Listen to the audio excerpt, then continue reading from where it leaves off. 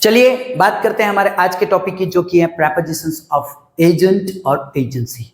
सबसे पहले मैं क्लियर कर देता हूं कि वास्तव में होता क्या है प्रेपोजिशंस ऑफ एजेंट और एजेंसी। मैंने लिखा है, सुनिएगा, These prepositions indicate who performed an action। कहने का मतलब क्या, ये prepositions बताती हैं कि परफॉर्मर कौन है, डूअर कौन है, एजेंट कौन है, काम करने वाला कौन है।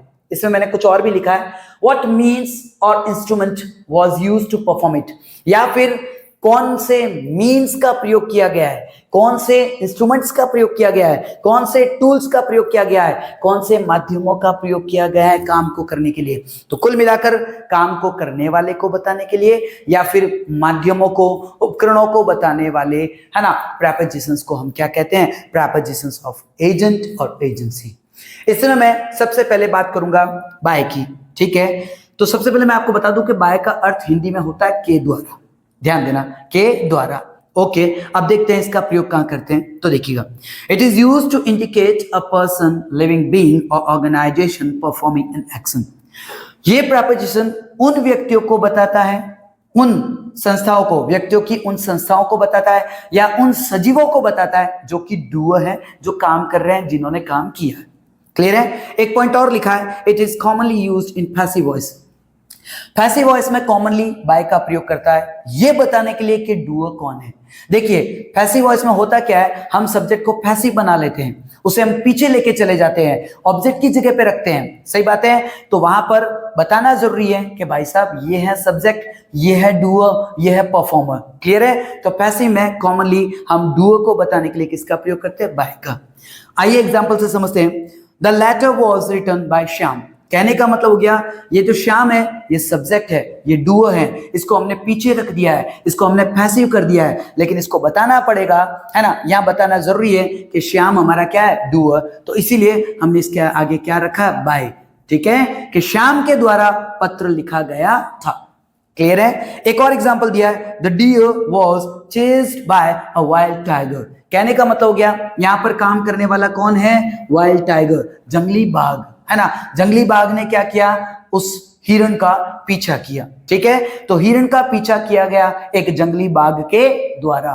तो यहाँ पे ये डूअर है, ये एक सजीव प्राणी है। मैंने आपको कहा सजीव प्राणी, मैं सजीव प्राणी इसीलिए कह रहा हूं कि जरूरी नहीं कि हम किसी व्यक्ति की बात करें, कोई भी सजीव हो सकता है, चाहे वो जानवर हो, चाहे वो पक्षी हो, ठीक है, कुछ भी हो। चलिए अब हम बात करते हैं हमारे नेक्स्ट प्रेपोजिशन की, जो कि है विद। अब विद का प्रयोग कहां करते हैं, तो सुनना, अगर आप बताना चाहते हो कि भाई इस इंस्ट्रूमेंट का प्रयोग हुआ है काम करने के लिए, ठीक है, इस उपकरण का उपयोग हुआ, इस औजार का उपयोग हुआ, इस हथियार का उपयोग हुआ, तो कुल मिलाकर इंस्ट्रूमेंट को बताने के लिए आपको किसका प्रयोग करना चाहिए, विद का। जैसे मैंने एग्जांपल लिखा है, दुर्जन killed the snake with a stick. कहने का मतलब क्या, दुर्जन ने सांप को मारा, किससे मारा, एक इंस्ट्रूमेंट से। कौन सा इंस्ट्रूमेंट है, स्टिक, है ना, लकड़ी, डंडा। तो डंडे से उसने सांप को मारा, तो इंस्ट्रूमेंट को बताया गया, इसलिए हमने यहाँ पे क्या लगाया, with. Next, I wrote the notes with a blue pen, है ना, मैंने नोट्स लिखे लेकिन एक इंस्ट्रूमेंट से। कौन सा इंस्ट्रूमेंट, ब्लू पेन, तो विद मैंने कर दिया। अब ध्यान देना, यहां पर मैंने ये थोड़ा सा अलग शय में लिखा, व्हाइट इंक में लिखा है, ये अलग चीज है, इसको अलग बताने के लिए मैंने लिखा है। क्या लिखा है तो सुनिएगा, I wrote the notes in blue ink. अगर आप इंक की बात करते हैं तो ध्यान देना, आपको इनका प्रयोग करना चाहिए कि साहब हमने ब्लू स्याही में, ब्लू कलर में नोट्स लिखे, तो फिर आप किसका प्रयोग करें, इन। और अगर आप इंस्ट्रूमेंट की बात करते हैं, पेन की बात करते हैं, तो फिर आप किसका प्रयोग करें, विद। ध्यान देना, एक और एग्जांपल दिया है, आई wrote the notes with a pencil. Pencil को आप एज एन इंस्ट्रूमेंट यूज कर रहे हैं, तो फिर आपने वहां पे किसका प्रयोग किया, विद का। लेकिन अब हम यहां पर दूसरा सेंटेंस जो लिखा है, आई wrote the notes in pencil, यहां पे पेंसिल क्यों लगाया, क्योंकि मैं पेंसिल इंस्ट्रूमेंट की बात नहीं कर रहा हूं, मैं पेंसिल ग्रेफाइट की बात कर रहा हूं, उस मटेरियल की बात कर रहा हूं जिससे मैं रब कर सकता हूं, मिटा सकता हूं, उस ग्रेफाइट की बात कर रहा हूं जो कि ग्रेफाइट काले कलर का है। सही बात है, ठीक है। तो मैं उस ग्रेफाइट की बात कर रहा हूं, ना कि मैं उस इंस्ट्रूमेंट की बात कर रहा हूं, उस पेंसिल की बात कर रहा हूं। अगर आप पेंसिल को इंस्ट्रूमेंट का प्रयोग करते हुए बता रहे हैं तो फिर आप विद का प्रयोग करें, और अगर आप पेंसिल के उस कलर, उस मटेरियल, उस ग्रेफाइट की बात करने के लिए बता रहे हैं तो फिर आप किसका प्रयोग करें, इनका प्रयोग करें। चलिए इसके बाद हम बात करते हैं हमारे नेक्स्ट प्रेपोजिशन की, जो कि है थ्रू। तो देखिएगा, थ्रू की बात करने से पहले मैं आपको एक बात और बता दूं कि मैंने यहां पर इस पेज पर दो प्रेपोजिशन लिए और दोनों में देखिए मैंने सेम पॉइंट लिखा है, to show intermediary, to show intermediary. कहने का मतलब हो गया कि अगर आप इंटरमीडियरी की बात करना चाहते हैं, मतलब बिचौलिए की बात करना चाहते हैं, ठीक है, तो फिर आप दोनों में से किसी का भी प्रयोग कर सकते हैं, चाहे आप थ्रू का प्रयोग करें चाहे आप वाया का प्रयोग करें, दोनों एक ही बात है।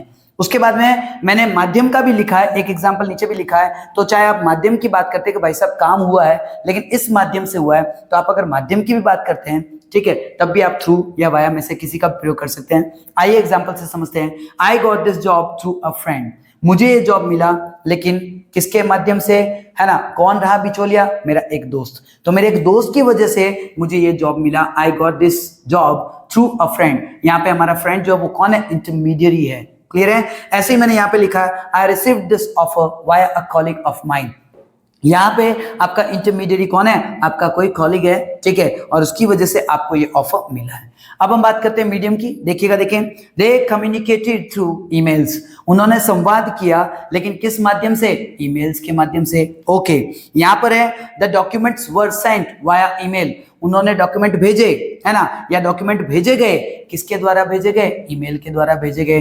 तो कहने का मतलब हो गया कुल मिलाकर, अगर आप इंटरमीडिएट की बात कर रहे हैं, अगर आप कोई मीन्स की बात करते हैं, सही बात है, मीडियम की बात करते हैं, तो आप चाहे तो थ्रू का प्रयोग करें या आप चाहे तो वाया का प्रयोग करें, दोनों में से आप किसी का भी प्रयोग कर सकते हैं। चलिएगा, ये था हमारा आज का मैटर। अब हम बात करते हैं हमारे लाइक, शेयर और सब्सक्राइब की। अगर आपको आज का मैटर क्लियर हो गया हो, अगर आपको आज की बातें बराबर समझ में आई हो, तो प्लीज मेरे वीडियो को लाइक करें। अगर आपको लगता है कि ये वीडियो किसी और के काम आ सकता है, तो उन्हें मेरे चैनल को रेकमेंड करें, उन्हें इस वीडियो को उन्हें शेयर करें। अंत में आप मेरे चैनल को सब्सक्राइब करें और दूसरों से भी कहें कि वे भी मेरे चैनल को सब्सक्राइब करें। चलिए, मिलते हैं इसके बाद में अपने अगले वाले वीडियो में। तब तक के लिए आप सभी को धन्यवाद। Thank you very much.